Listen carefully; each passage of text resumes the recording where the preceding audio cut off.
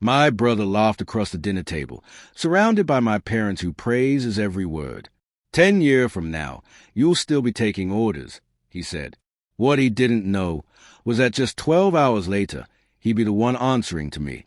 Because when I walked into that company conference room the next day, I wasn't the quiet sibling anymore. I was Colonel Alex Morgan, the Pentagon official with the power to approve or shut down his entire project. My name is Alex Morgan, and I'm 28 years old. As I drove toward the house I grew up in after 5 years away, my hands were slick with sweat. I wasn't nervous. I was ready. Tucked away in my suitcase was something that would flip everything upside down, a dress uniform with a silver eagle insignia of a U.S. Army colonel. My family had always dismissed my military career as a distraction, a phase.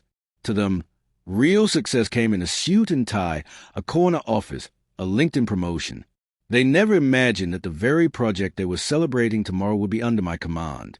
Nothing had changed when I walked through the front door. Same photos, same furniture, same low expectations. Alex, you made it. My mother called from the kitchen. No hug, no eye contact, just her usual half-hearted tone. Gregory, my older brother, was a family pride. He'd just been promoted again at Pinnacle Defense Systems, the company where my father had worked for over 30 years. Our family revolved around that place, and around the idea that I had somehow failed by stepping away from it. Dinner was full of the usual, Gregory boasting, my mom praising, and me being politely ignored. "What about you, Alex?" my mother asked finally, barely masking her disinterest. "Still doing that military thing?" "Things are going well," I said simply, hiding a smile. They didn't know that the very project Gregory was bragging about, the one he claimed Shannon Murphy, the CEO, had handpicked him for, was a $1.22 billion cyber defense contract I now led. As a military liaison, I held authority over every decision. When I asked about the upcoming event, my dad waved it off.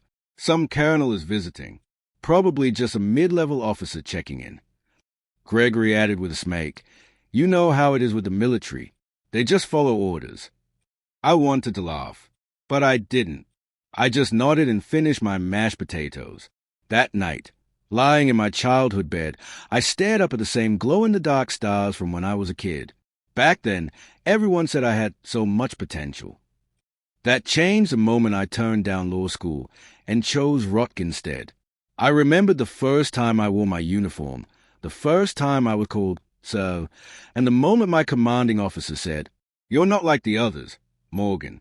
You think differently. That's going to take you far." They were right. By 23, I was a captain.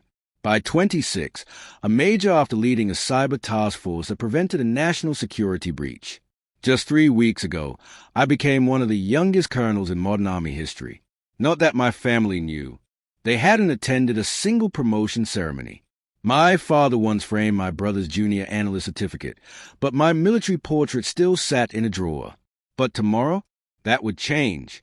I would walk into that leadership conference in full uniform, not as a quiet sibling or the family failure, but as Colonel Alex Morgan, the very person responsible for proving their future. Let them boast tonight. Let them underestimate me one last time. Because when Shannon Murphy, the CEO they all worship, stands up and introduces me as a top-ranking military official in charge of the project they're counting on, that will be the moment karma doesn't knock. It salutes. Morning came quickly. I woke early, polished my boots, and slid into my full-dress uniform. Medals shining, insignia crisp, every detail a reflection of years of sacrifice, discipline, and resilience. This wasn't about ego. It was about truth, about being seen, finally, for who I really was. I arrived at Pinnacle Defense Systems before the official start of the leadership conference. The receptionist glanced up, startled, as I approached. "Can I help you?" "Yes," I said calmly, adjusting my cover. "Colonel Alex Morgan, Pentagon Liaison. I'm here for the contract review." Her eyes widened. "Of course, Colonel. Right this way." As I walked through the halls, employees paused to stare. Some whispered, and then I heard my name over the intercom. "Attention, staff. Please welcome Colonel Alex Morgan, our distinguished guest from the Department of Defense." The room fell silent as I entered the main conference area. Dozens of executives and engineers turned toward me, and in the front row sat my father, Gregory, and my mother. Their faces froze in disbelief. My father's mouth opened slightly. Gregory blinked like he was trying to process what he was seeing. My mother clutched her purse tighter, as if holding onto the image of me she'd always clung to, the one that no longer existed. And then, the CEO herself, Shannon Murphy, stood up and smiled. "Ladies and gentlemen," she began, "this is the colonel I mentioned, the key military liaison on our contract. Colonel Morgan is one of the youngest leaders in cybersecurity for the Department of Defense, and the success of this entire project rests in their hands. We're incredibly lucky to have their insight." I gave a firm nod and took the MIC, my voice steady. "Thank you, Ms. Murphy. I'm excited to see what Pinnacle has been developing and to ensure it meets the standard we require for national defense." Gregory looked like he had been hit by a truck. His big promotion, dependent on my evaluation.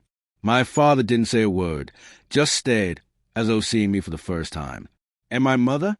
She couldn't even look at me. After the session, Shannon personally walked me through the facility. When we passed my family, she paused.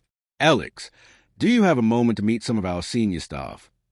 "Of course," I replied, glancing toward my father. Always good to connect with long-standing contributors to this project. "Albert Morgan, right?" Shannon asked, extending her hand. "Your daughter is extraordinary. The entire Pentagon has been raving about her leadership." Gregory stood awkwardly beside her. Shannon turned to him. "You're working under this contract, aren't you?" "Yes," he said, his voice suddenly subdued. "Well," she smiled, "make sure to stay sharp.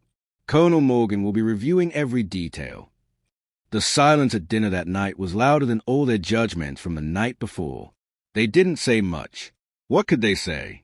The daughter they underestimated, the sibling they dismissed, the soldier they ignored, had become the person with the power to change their futures.